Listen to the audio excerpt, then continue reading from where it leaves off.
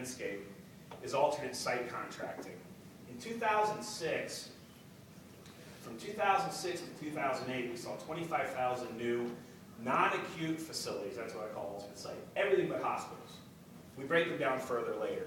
But in those 2 years, on the major GPOs rosters, we saw about 25,000 new facilities hit their rosters. And we know they didn't just open, right? So why are these things popping up, and why is this happening? I think there's a few reasons it's happening, but it became a very real trend of the GPOs to add non-acute facilities to their rosters. It also creates a tremendous amount of work for manufacturers, GPOs, and distributors when pricing is based on class of trade. And here are just a few we track. In the MAX, we have 150,000 organizations, 28,000 labs, 18,000 clinics. And all of these facilities, 150,000 facilities, have a parent. An IDN that at least manages or owns them, a GPO relationship or two.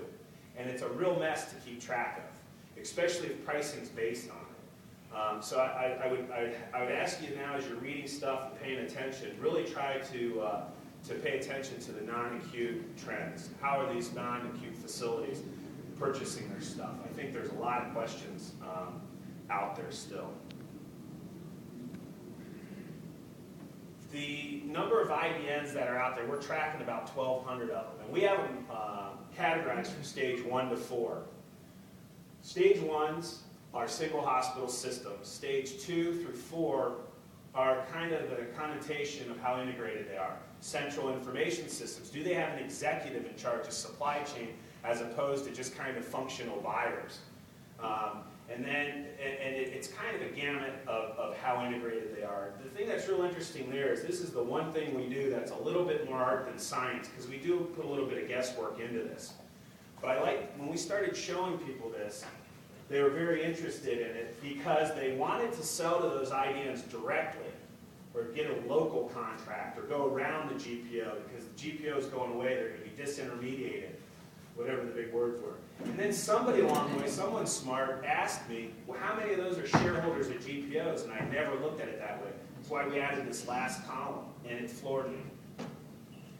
System 4s, these are the great systems, all great curb appeal, smart people, great clinical outcomes. 2/3 of them are owners of their GPO.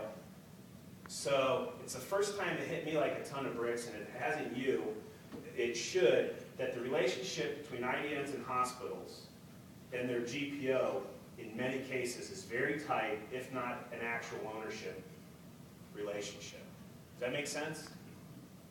I think that's a really big deal, especially for companies that invest in distribution, that work through distribution and want to increase their success through distribution, and all of a sudden they're getting hassled and margins eroded because of GPO contracts, and contract creep out of the hospital into the alternate site facilities.